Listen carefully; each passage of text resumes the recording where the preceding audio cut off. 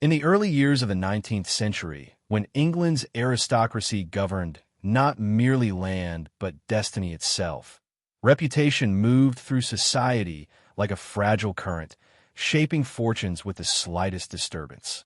Rank was inheritance, power was unquestioned, and obedience was expected as naturally as breath. Within this ordered world stood Adrian Montague, Duke of Ashbury, a man whose vast estates stretched across counties and whose word commanded lives with the finality of law. Widowed, young, and tempered by loss, he ruled his household with a precision bordering on severity, believing sentiment a weakness unbecoming of his station. Ashbury Hall rose from the winter landscape like a monument to permanence, its pale stone walls unsoftened by frost, its towering windows reflecting a sky of muted gray. Within its grand chambers, servants moved with careful silence, tenants awaited judgment with lowered eyes, and every gesture reinforced the unyielding hierarchy that governed their existence. The Duke, tall and composed, carried himself with a distant authority that discouraged familiarity. His voice rarely rose, yet its calmness possessed the chill of iron. Into this rigid domain came Miss Eleanor Harcourt, newly appointed as companion to the Duke's widowed sister. Though born the daughter of a baronet, her father's disgrace had reduced her circumstances to genteel poverty, compelling her to seek employment among those who once might have been her equals. She arrived not with timid submission, but with a quiet dignity that neither apology nor resentment could diminish. Her bearing revealed education and breeding. Her steady gaze suggested an independence ill-suited to dependence. From the moment she entered Ashbury Hall, Eleanor perceived the silent tensions beneath its ordered surface. The estate's grandeur masked unease among tenants burdened by recent changes in management, and she observed with attentive concern the careful restraint with which household servants spoke of their master's policies. Where others accepted these arrangements as inevitable, she questioned them, compelled by a conscience sharpened through adversity. The inevitable conflict arose on a morning shrouded in pale winter light. Summoned to the estate office in her capacity as intermediary for the Duke's sister, Eleanor found herself confronted by Adrian Montague amid ledgers and maps that charted the vast reach of his authority. Their discussion concerned the displacement of several tenant families whose leases had been terminated under new agricultural reforms. Her voice, though respectful, carried an unmistakable firmness as she spoke of hardship and duty, appealing not to sentiment but to justice. The Duke listened with a stillness that suggested patience, yet his expression hardened with each word. He was unaccustomed to challenge, least of all from one whose position depended upon his favor. When she finished, silence stretched between them, taut as a drawn wire. "You presume greatly, Miss Harcourt," he said at last, his tone controlled yet edged with cold displeasure. "The administration of my estate is not subject to debate." Eleanor met his gaze without faltering. "Your Grace, authority does not preclude responsibility. Those who depend upon your protection deserve consideration." A murmur of astonishment stirred among the stewards present, for such language, though tempered by courtesy, bordered upon defiance. The Duke's composure fractured, revealing a flash of imperious pride. "I can hire 50 like you," he declared, his voice resonating through the chamber with quiet finality. For an instant, the world seemed suspended, awaiting submission. Yet Eleanor's expression did not waver. With a calm that astonished even herself, she inclined her head slightly and answered, "Do it." The simplicity of her reply struck with greater force than any protest. Before witnesses drawn from both household and local gentry, she relinquished her position and withdrew, her departure marked by a dignity that rendered the Duke's authority momentarily hollow. In that instant, the rigid order of Ashbury Hall trembled, unsettled by a courage no rank could command. The consequences were swift. Whispers traveled beyond the estate's gates, carried through neighboring parishes and into London's vigilant drawing rooms. Society, ever hungry for spectacle, seized upon the narrative of a dependent gentlewoman who had publicly defied one of England's most powerful peers. Some condemned her audacity. Others, in guarded tones, admired her spirit. Yet for Eleanor, admiration offered little comfort, for her livelihood had vanished, and her reputation now balanced precariously upon public opinion. For the Duke, the incident lingered with disquieting persistence. He dismissed the matter outwardly, appointing a replacement with efficient indifference, yet the memory of her steady gaze returned unbidden.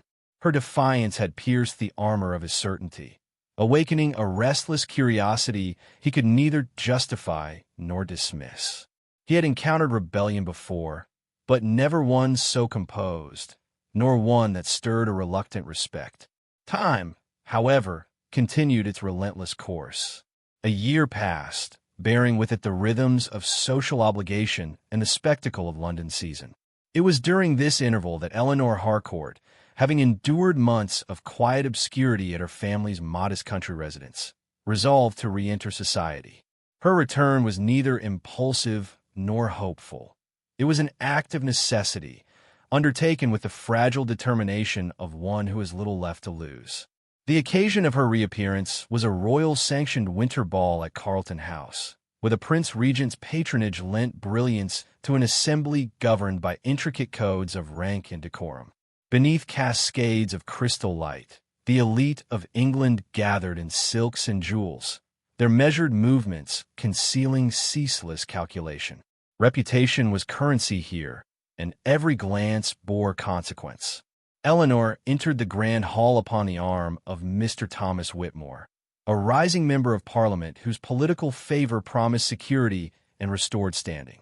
Her gown, fashioned of pale ivory, reflected the candlelight with subdued radiance, and her composure masked the tumult of returning to a world that had once rejected her. Conversations faltered as she passed, whispers threading through the assembly like an unseen current. At the far end of the ballroom stood the Duke of Ashbury. He had not expected her presence. Engaged in courteous exchange with a circle of acquaintances, he turned at the subtle shift in the room's atmosphere and beheld her across the expanse of polished floor. For a moment, the measured cadence of the orchestra seemed to falter, and the glittering spectacle of society receded into indistinct silence. She was altered, yet unmistakably herself. The quiet dignity that had once challenged him now shone with deeper resilience, and the sight of her upon another man's arm awakened a sensation unfamiliar and unwelcome. It was not anger alone, nor wounded pride, but a disquieting awareness of absence, as though something once dismissed had assumed sudden and irrevocable value. Their eyes met across the distance, and in that silent exchange lay the memory of words neither could forget. She inclined her head with impeccable courtesy, offering no acknowledgment of past conflict, yet the restraint of her gesture carried its own quiet power. It declared independence more eloquently than defiance. Around them, society resumed its motion, yet the atmosphere remained charged with unspoken tension. Observers noted the Duke's uncharacteristic stillness, the intensity of his regard, and speculation flourished anew. Some anticipated reconciliation, others scandal, but none could ignore the gravity of the moment. Within his composed exterior, Adrian Montague confronted an unsettling truth. Authority, which had governed every sphere of his existence, proved powerless against the force of a woman's will. The memory of her words, clear, unwavering, echoed with renewed resonance, challenging the certainty upon which his life had been constructed. As the evening unfolded in ritual elegance, he watched her from afar, observing the grace with which she navigated conversation, the guarded warmth of her smile, the quiet strength that rendered her immune to the judgments surrounding her. With each passing moment, the impulse to reclaim control yielded to a more complex desire, to understand the spirit that had refused him.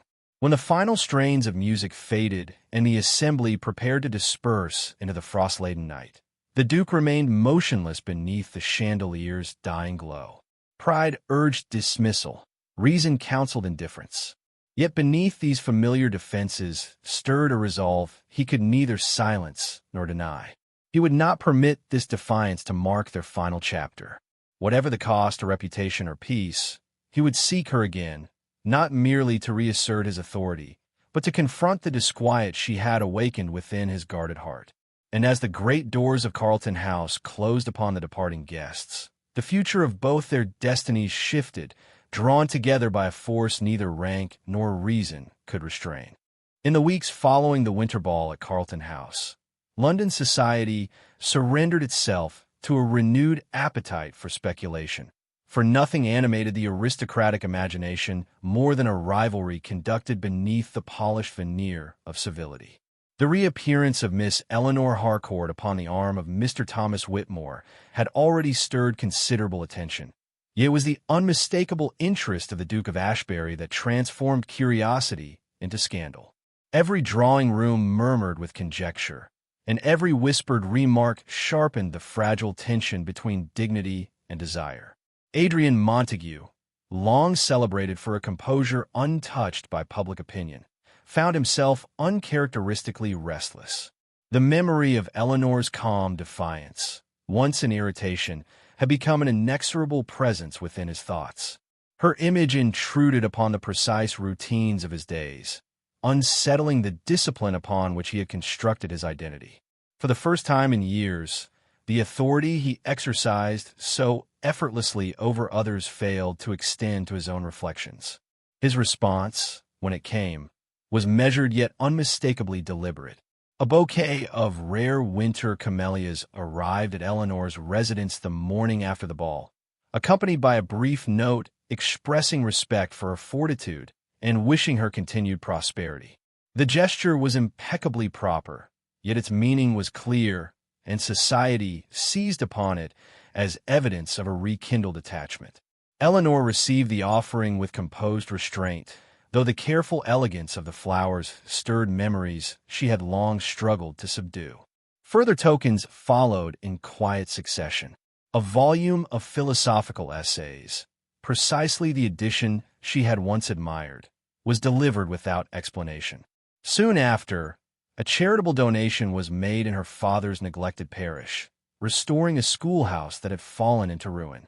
Each act bore the unmistakable mark of the Duke's influence, yet none demanded acknowledgement. They were gestures of regard rather than entreaty, offered with a gravity that suggested motives beyond mere apology. To Eleanor, these attentions provoked not gratitude but disquiet. She recognized the peril inherent in such public association, for her position within society remained precarious, and her future depended upon the stability promised by Mr. Whitmore's courtship. Though courteous and ambitious, Whitmore possessed a practical temperament that valued reputation above sentiment, and he regarded the Duke's interference with increasing unease. His attentions toward Eleanor became more formal, his assurances more insistent, as though determined to secure a claim threatened by a rival of formidable power. Their encounters grew unavoidable. During a morning promenade in Hyde Park, Eleanor found herself approached by the Duke as her carriage paused along the frost-bright avenue. His greeting was faultlessly courteous, yet beneath the restraint of his words lay an intensity that unsettled her composure. They spoke of trivialities, the season's festivities, the welfare of mutual acquaintances, yet every phrase bore the weight of unspoken history. When he inquired after her happiness, the simplicity of the question concealed an urgency that rendered her reply hesitant. "I possess all that prudence requires," she answered, her tone measured. His gaze lingered upon her with searching gravity. Prudence is not always the companion of contentment. The observation, delivered without accusation, stirred a conflict she could not readily dismiss. Yet she withdrew from the conversation with formal courtesy, conscious that lingering would invite scrutiny. Their next meeting occurred within the refined intimacy of a musical soiree, where the language of art permitted sentiments that speech restrained. Amid the soft cadence of a pianoforte, they found themselves momentarily apart from the assembly. The Duke spoke of the reforms she had once advocated for his tenants, revealing that several had been discreetly implemented.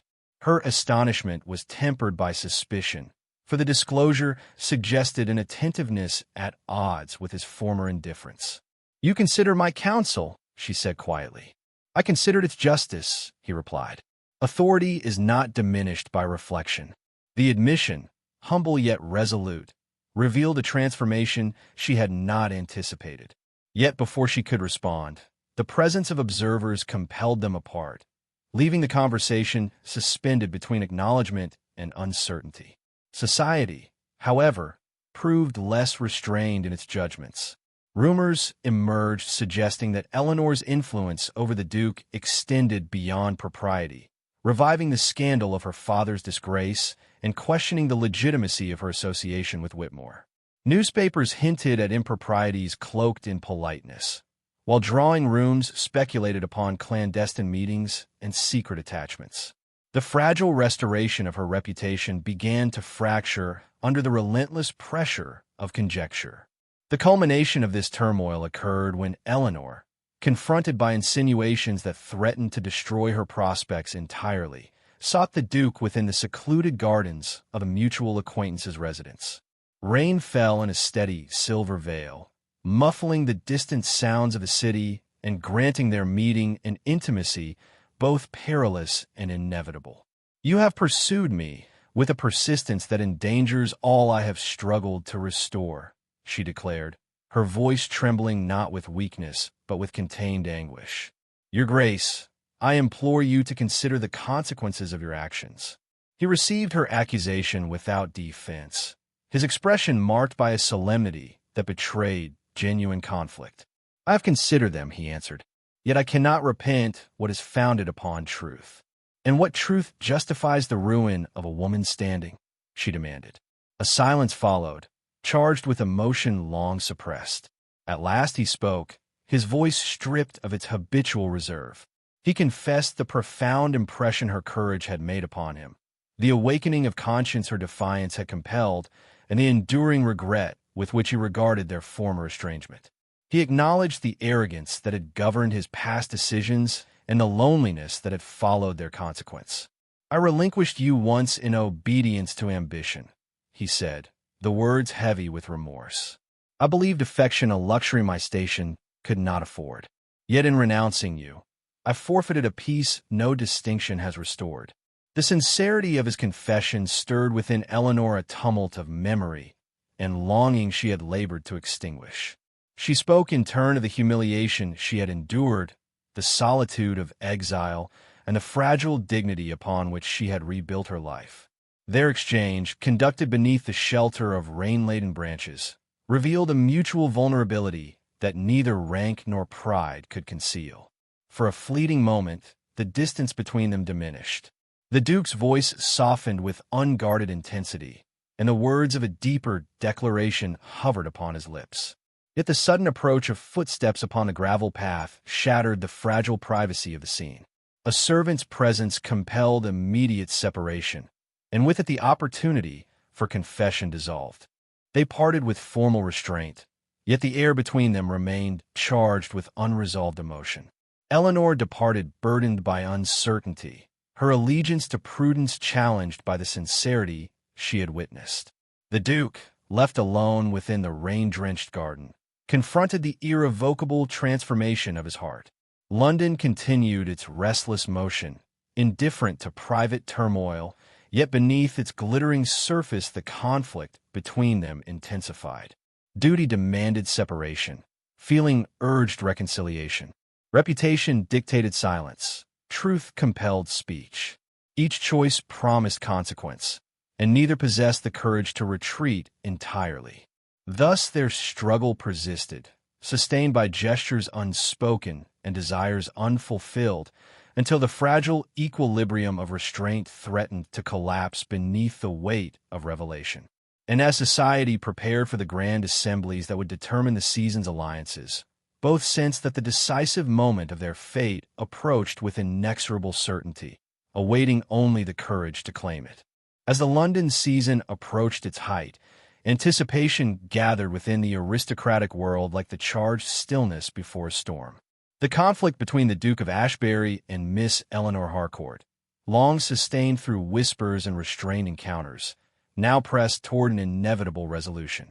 Society, ever vigilant in its observation of rank and conduct, sensed the approaching crisis with keen fascination, for reputation, once endangered, demanded either destruction or redemption. Eleanor's position had grown increasingly precarious. Her association with the Duke, however restrained, had provoked relentless speculation, while her understanding with Mr. Thomas Whitmore advanced toward formal engagement. The alliance promised security, restoration of her family's standing, and a future governed by reason rather than sentiment. Yet the prospect, though prudent, awakened within her a profound disquiet, for it required the sacrifice of a truth she could no longer wholly deny. Whitmore, perceptive of her hesitation, urged resolution with gentle insistence. He spoke of stability, of respectability, and of a life untroubled by scandal. His arguments possessed logic and generosity, yet they lacked the fierce sincerity that had unsettled her heart. In his presence, she felt gratitude, but never the tremor of recognition that accompanied the Duke's regard.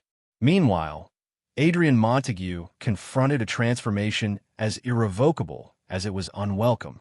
The discipline that had once governed his conduct faltered beneath the force of awakening emotion. For years he had regarded his title as a shield against uncertainty, yet now it appeared a barrier that separated him from the very happiness he desired. His authority, once absolute, proved powerless against the quiet integrity of the woman who had defied him. The decisive moment arrived during a grand assembly convened within the vast chambers of Ashbury House in London, where the foremost figures of society gathered beneath blazing chandeliers to celebrate alliances of rank and influence.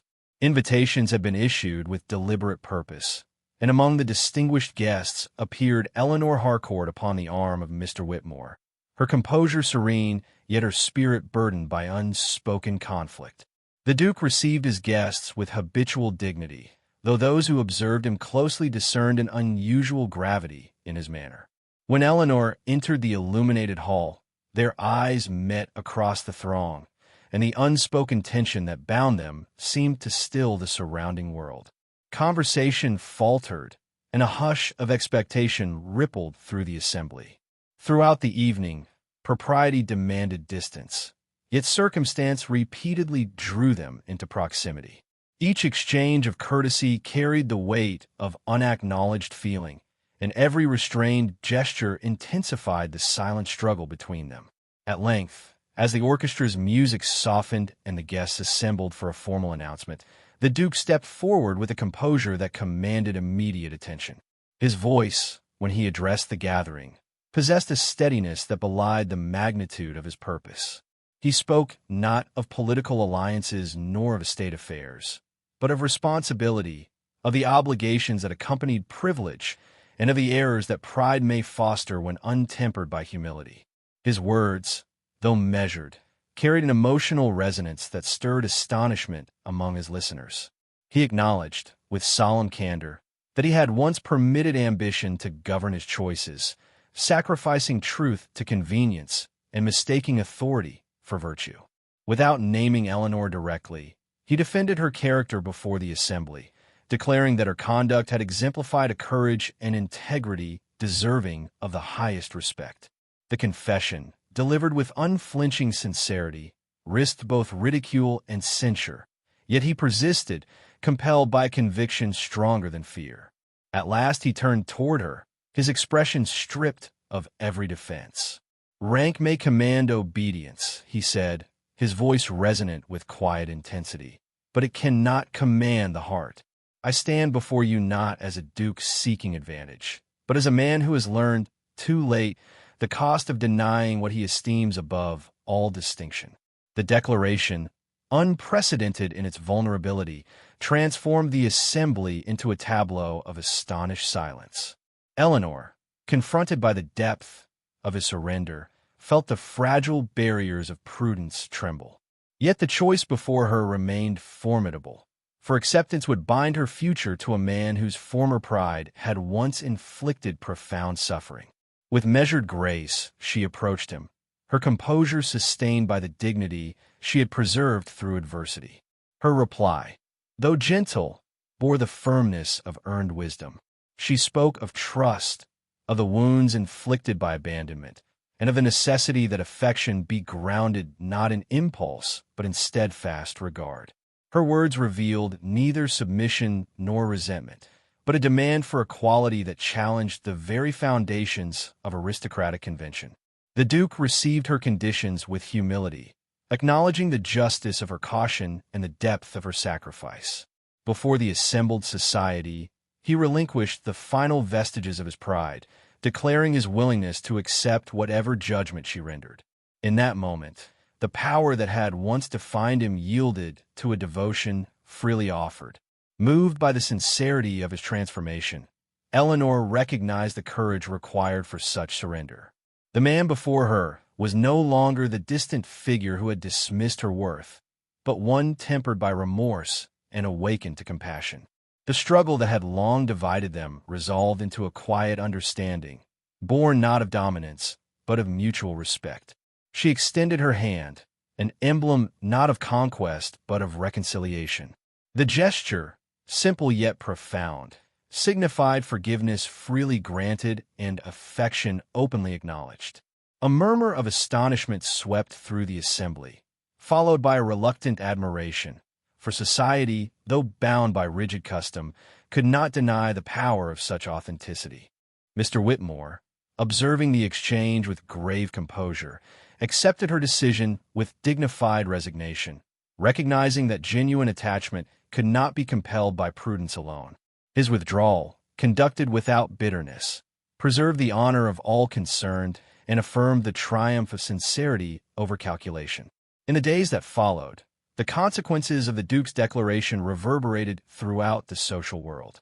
Some condemned his conduct as reckless, others praised his courage, yet none could dispute the transformation his actions revealed.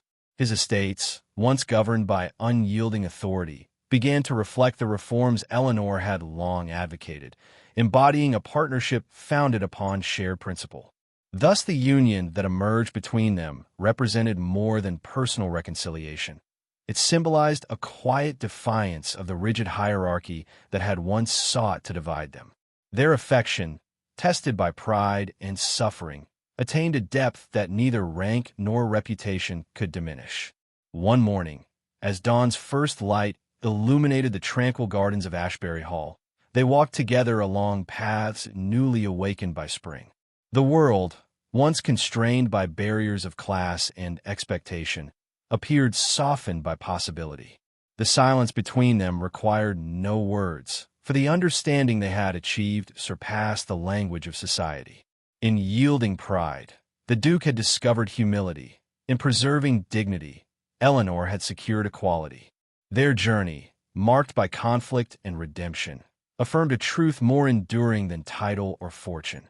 That true nobility resides not in inherited power, but in the courage to love without condition. And so their story concluded not with spectacle, but with quiet harmony, as two spirits once divided by rank and wounded by ambition found unity in mutual devotion, transforming the rigid world that had sought to govern them into a testament to the sovereignty of the heart.